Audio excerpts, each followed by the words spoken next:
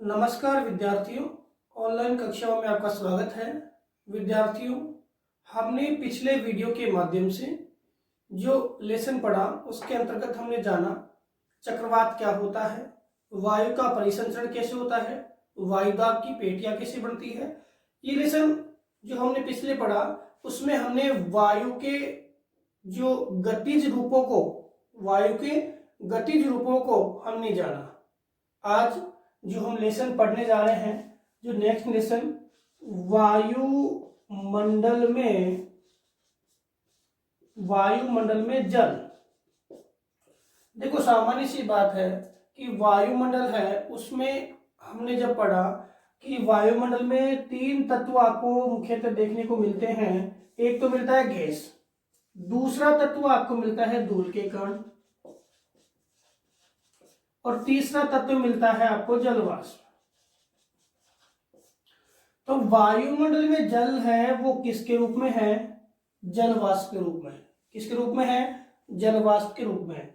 और हमने पढ़ा है कि वायुमंडल में ये जल है ये जलवाष्प है वो आयतन का 0 से 4% भाग है। आयतन का 0 से 4% भाग आपके क्या है? जलवाष्प है, जिसमें 0 से 1% आपके अति शुष्क और अति शीत प्रदेशों में, और बाकी आपके आर्द्र प्रदेशों में है वो 4 से 5% तक। कई बुक्स है इसको 5% तक भी बताते हैं। तो 4 से 5% तक आपके जलवाष्प की मात्रा पाई जाती है। अब ये जलवाष्प जो है यानी वायुमंडलीय जल है, यह वायुमंडल में 3 रूपों में देखने को मिलता है। एक तो आपके ठोस रूप में भी देखने को मिलता है, द्रव में भी देखने को मिलता है, और गैसीय रूप में भी देखने को मिलता है। ठोस रूप में तो कैसे मिलेगा? ठोस रूप में तो जब टेम्परेचर डाउन हो जाता है तो आपके ठोस रूप में ये जलवाष्प है बर्फ के कणों के रूप में देखने को मिलेगी, और द्रव रूप में आपके जल की बूंदों के रूप में, और गैसीय रूप में आपके ये जलवाष्प के रूप में, जल क्या है? वाष्प के रूप में देखने को मिलता है। यानी जल का जो प्रतिरूप है वायुमंडल में 3 रूपों में देखने को मिलता है, ठोस में, द्रव में और गैस, तीनों में। अब ये वायुमंडल में जल है, इसको हम एक शब्द के माध्यम से जानते हैं, जिस शब्द को हम बोलते हैं आर्द्रता, ह्यूमिडिटी। सामान्यतः क्या होता है? आर्द्रता क्या है? वायुमंडल में जो अदृश्य जलवाष्प है, जलवाष्प का जो स्वरूप हम जिसे देख नहीं पाते हैं, उसी को हम क्या बोलते हैं? आर्द्रता। भाई जलवाष्प बोल दो या आर्द्रता बोल दो, बात एक ही है। जलवाष्प कह दो या आर्द्रता कह दो, ह्यूमिडिटी कह दो, बात एक ही है। तो वायुमंडल में व्याप्त जो अदृश्य जल प्रतिरूप है, जो किसके रूप में है? जलवाष्प के रूप में है, उसे हम क्या बोलते हैं? आपके आर्द्रता कहते हैं। अब आर्द्रता जो है, उस आर्द्रता के संदर्भ में हम कुछ बातें करें कि कोई भी क्षेत्र में जो वायु है वो आर्द्रता की ग्रहण करने की क्षमता ज्यादा रखती है, आर्द्रता ग्रहण करने की क्षमता कम रखती है। कोई वायु है उसमें कितनी आर्द्रता होती है, इसको हम जाने तो देखते हैं। सबसे पहले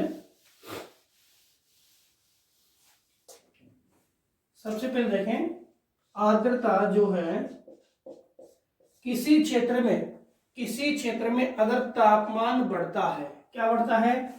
तापमान बढ़ता है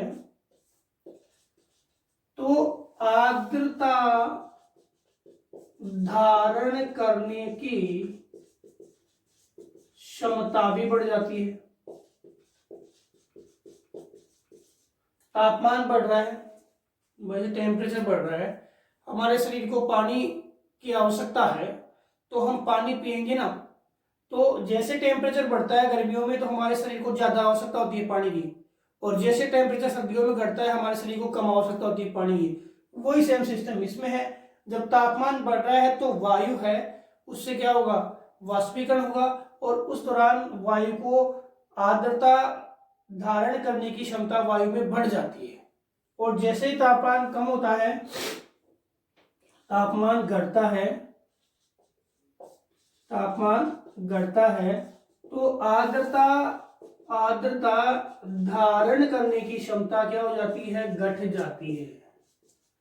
आर्द्रता धारण करने की क्षमता घट जाती है। ये बात तो आप क्लियर ध्यान रखना कि तापमान जब बढ़ता है तो तापमान बढ़ने पे आर्द्रता धारण करने की क्षमता बढ़ जाती है, और तापमान जब घटता है तो आर्द्रता धारण करने की क्षमता घट जाती है।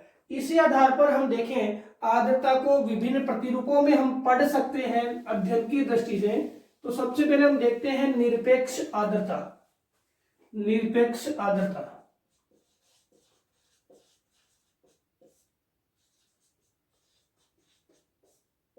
निरपेक्ष आर्द्रता क्या होती है? तो निरपेक्ष आर्द्रता होती है जो हमारी वायु है या हवा है, हवा के आयतन में, हवा का आयतन है, उसमें जो हवा का आयतन है कैसा, प्रति इकाई आयतन है, हवा के आयतन में कौन सा आयतन, प्रति इकाई आयतन में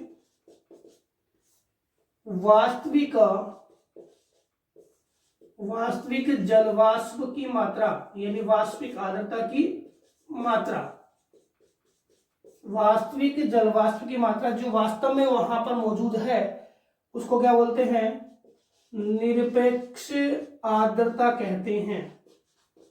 निरपेक्ष आर्द्रता कहते हैं कि वायुमंडल में जो वास्तव में वहां पे आर्द्रता मौजूद है उस क्षेत्र में, उस क्षेत्र के प्रति इकाई आयतन के अकॉर्डिंग, तो उसे हम क्या बोलेंगे, निरपेक्ष आर्द्रता कहेंगे। ये जो आर्द्रता है इसको प्रति इकाई आयतन के वजन के अनुसार, प्रति इकाई आयतन के वजन के अनुसार देखा जाता है, और इसे प्रति इकाई आयतन में कितना वजन है वायु का उसके आधार पर देखा जाएगा, और इसे हम जो मापनी है इसकी वो है ग्राम प्रति घन मीटर। ये ध्यान रखना, इसकी मापनी क्या है, ग्राम प्रति घन मीटर, ग्राम प्रति घन मीटर। और ये क्या है, परिवर्तित होती रहती है, ये क्या होती है, परिवर्तित होती रहती है। तो निरपेक्ष आर्द्रता समझ में आ गया होगा कि हवा जो हमारी है उसके आयतन में, एक इकाई आयतन में वास्तविक जलवाष्प की मात्रा जो है उसे हम निरपेक्ष आर्द्रता कहते हैं, और इसको हम प्रति इकाई आयतन के वजन के आधार पर देखते हैं, और इसको मापने की इकाई क्या है, ग्राम घन मीटर। क्या है, ग्राम घन मीटर है। इसके बाद समझ में आ गया होगा निरपेक्ष आर्द्रता सामान्य रूप से समझाए तो हमारा जो क्षेत्र है उस क्षेत्र में जो वायु है उस वायु में जलवाष्प की मात्रा कितनी है, बस इतना था। वास्तविक जलवाष्प की मात्रा जो वर्तमान में हम देख रहे हैं कि ये वायु है, इसमें इतनी जलवाष्प की मात्रा है, ये क्या है, निरपेक्ष आर्द्रता है। क्या है, निरपेक्ष आर्द्रता है। इसके बाद दूसरी आर्द्रता का स्वरूप है वो है विशिष्ट आर्द्रता। कौन सी है, विशिष्ट आर्द्रता।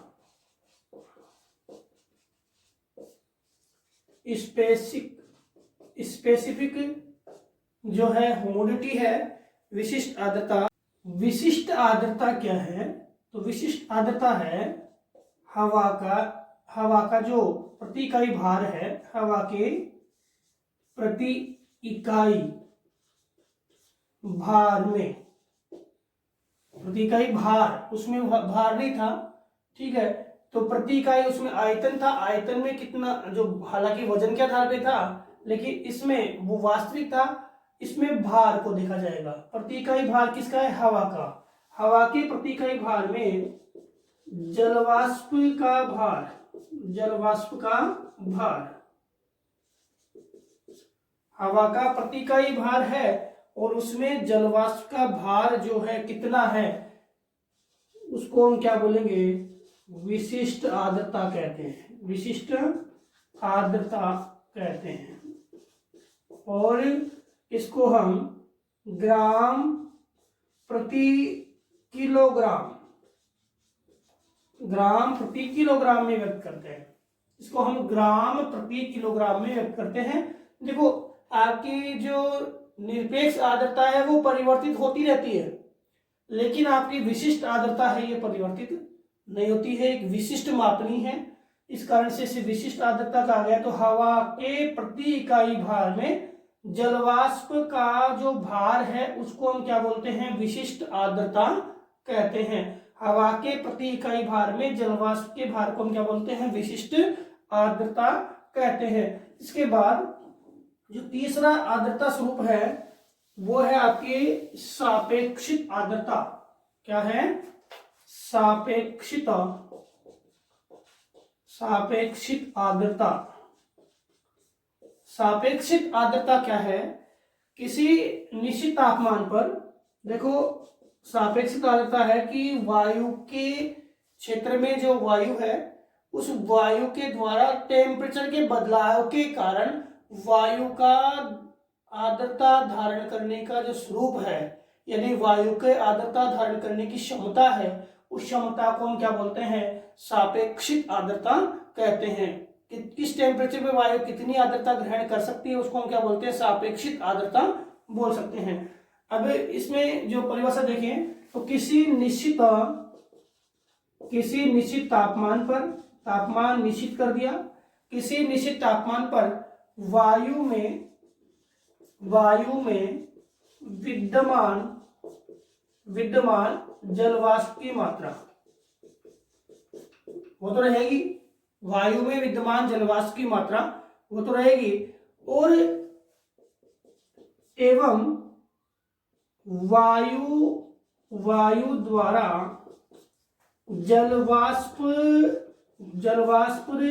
जलवाष्प ग्रहण करने की क्षमता या जलवाष्प धारण करने की क्षमता को सापेक्षित आर्द्रता कहा गया है। सापेक्षित आर्द्रता कहा गया है। समझ में आ गया कि किसी निश्चित तापमान पर वायु में विद्यमान जलवाष्प की मात्रा तो रहेगी, वायु में उस क्षेत्र में जो टेम्परेचर उसके अकॉर्डिंग जलवाष्प की मात्रा तो रहेगी, लेकिन उसी वायु में उस टेम्परेचर के अनुसार देखें तो वायु द्वारा जलवाष्प धारण करने की क्षमता जो है उस क्षमता को हम क्या बोलते हैं, सापेक्षित आर्द्रता कहते हैं। और सापेक्षित आर्द्रता को हम प्रतिशत के रूप में, अनुपात के रूप में व्यक्त करते हैं, प्रतिशत या अनुपात के रूप में व्यक्त करते हैं। जैसे कोई प्रश्न देखें, एक बार हम इसको रिपीट कर लेते हैं कि कोई निश्चित तापमान है और उसमें जो वायु है वो तो है, लेकिन उस तापमान के ऊपर उस वायु क्षेत्र में जलवाष्प ग्रहण करने की या धारण करने की क्षमता कितनी है उसको हम क्या बोलेंगे, सापेक्षित आर्द्रता कहेंगे, और इसको हम अनुपात के रूप में व्यक्त करते हैं। अब कोई प्रश्न देखें, जैसे एक प्रश्न लिखा है कि 30 डिग्री टेम्परेचर पर, कितने डिग्री टेम्परेचर पे, 30 डिग्री टेम्परेचर पर वायु के एक इकाई आयतन जो है उसमें जलवाष्प की मात्रा कितनी है, 5 है। कितनी है, 5 ग्राम है। कितनी है, जलवाष्प की मात्रा कितनी है, 5 ग्राम है। और इसी तापमान पर जलवाष्प धारण करने की क्षमता कितनी है, 10 ग्राम है।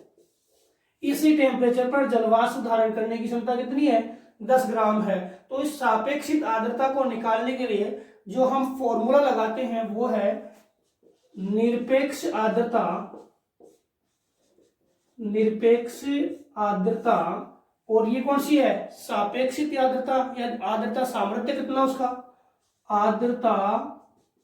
आर्द्रता सामर्थ्य और 100 से हम गुणा कर देते हैं। जैसे आपके निरपेक्ष आर्द्रता कितनी है, 5 है। निरपेक्ष आर्द्रता कितनी है, 5 है, और आर्द्रता सामर्थ्य कितना है, 10। आर्द्रता सामर्थ्य कितना है, 10। तो आपकी सापेक्षित आर्द्रता कितनी हो गई, 50% हो गई। सापेक्षित आर्द्रता कितनी हो गई, 50% हो गई। सापेक्षित आर्द्रता में जो आए परिवर्तन है उसको हम निम्न आधारों पर देख सकते हैं। जैसे पहले बात करें, यदि मान लो कि आपके हवा में जलवाष्प अधिक हो गया, यानी जलवाष्प अधिक मिल जाए, तो क्या होगा, आपकी सापेक्षित आर्द्रता बढ़ जाएगी। जैसे आपकी निरपेक्ष आर्द्रता 5 थी और हवा में जलवाष्प और मिल गया तो निरपेक्ष आर्द्रता मान लो 10 होगी, और सापेक्ष भी सॉरी आर्द्रता सामर्थ्य भी कितना है, 10 है। तो आपकी जो सापेक्षित आर्द्रता है वो क्या होगी, बढ़ जाएगी। समझ में आ रही बात। यदि हवा में आपका जो आर्द्रता है, हवा में आर्द्रता है वो बढ़ जाए, हवा में आर्द्रता है वो बढ़ जाए, यानी निरपेक्ष आर्द्रता बढ़ जाए। हवा में आर्द्रता बढ़ने का मतलब कौन सा है, निरपेक्ष आर्द्रता बढ़ जाए, और आपका सामर्थ्य वही रहे, तो आपके सापेक्षित आर्द्रता में क्या हो जाएगी, वृद्धि हो जाएगी। सापेक्षित आर्द्रता में क्या हो जाएगी, वृद्धि हो जाएगी। और यदि तापमान बढ़ जाए, यदि तापमान बढ़ गया, सब टेम्परेचर बढ़ गया, 50 हो गया, टेम्परेचर बढ़ गया तो आर्द्रता धारण करने की क्षमता बढ़ गई। ये क्षमता बढ़ करके 10 से कितनी हो गई, 15 हो गई। टेम्परेचर बढ़ा, आर्द्रता धारण करने की क्षमता बढ़ गई। अब आर्द्रता धारण करने की क्षमता बढ़ी तो सापेक्षित आर्द्रता क्या हो जाएगी, कम हो जाएगी। आर्द्रता धारण करने की क्षमता क्या होगी, बढ़ी तो सापेक्षित आर्द्रता क्या हो जाएगी, कम हो जाएगी। जैसे आपकी निरपेक्ष आर्द्रता 5 है और आपके आर्द्रता धारण करने की क्षमता कितनी है, 15 हो गई, बढ़ गई। आर्द्रता धारण करने की क्षमता बढ़ गई तो आपकी निरपेक्ष आर्द्रता है वो कितनी हो जाएगी, कम हो जाएगी। कितनी हो जाएगी, कम हो जाएगी। दो नियम आप बिल्कुल दोबारा देखिए। यदि आपके निरपेक्ष आर्द्रता बढ़ जाती है उसी टेम्परेचर पे तो आपकी सापेक्षित आर्द्रता भी बढ़ जाएगी। यदि आपकी जो आर्द्रता सामर्थ्य क्षमता बढ़ जाएगी, कब बढ़ेगी, जब आपके टेम्परेचर बढ़ जाएगा, तो उस स्थिति में आपकी सापेक्षित आर्द्रता घट जाएगी। यदि तापमान घट गया, यदि तापमान घट गया और तापमान घटने पर आपके निरपेक्ष आर्द्रता क्या है, बनी हुई है, लेकिन आपके आर्द्रता सामर्थ्य कम हो गया, आपके आर्द्रता सामर्थ्य कम हो गया तो भी आपके क्या होगा, निरपेक्ष आर्द्रता वही है लेकिन आर्द्रता सामर्थ्य क्या हो गया, कम हो गया, तो भी आपके सापेक्षित आर्द्रता बढ़ जाएगी। सापेक्षित आर्द्रता क्या होगी, बढ़ जाएगी। ये तीसरा है। तो ये 3 स्वरूप है वो हमने देखे कि पहली बात, जब वायु में निरपेक्ष आर्द्रता बढ़ जाए तो आर्द्रता की सापेक्षित आर्द्रता जो है वो क्या होगी, बढ़ जाएगी। अगर वायु में आपके आर्द्रता सामर्थ्य बढ़ जाए टेम्परेचर बढ़ने के कारण तो आपकी सापेक्षित आर्द्रता घट जाएगी। और अगर वायु में टेम्परेचर घटने से आर्द्रता सामर्थ्य कम हो जाए, आर्द्रता सामर्थ्य कम हो जाए तो भी आपकी आर्द्रता की जो सापेक्षित आर्द्रता है वो क्या होगी, बढ़ जाएगी। तो इस स्थिति में आर्द्रता आपके सामर्थ्य कम हो गया तो सापेक्षित आर्द्रता बढ़ गई, आपके निरपेक्ष आर्द्रता बढ़ गई तो सापेक्षित आर्द्रता बढ़ गई। और अगर आपके आर्द्रता सामर्थ्य ज्यादा हो गया टेम्परेचर बढ़ने से तो आपकी सापेक्षित आर्द्रता क्या होगी, कम हो गई। समझ में आ गया।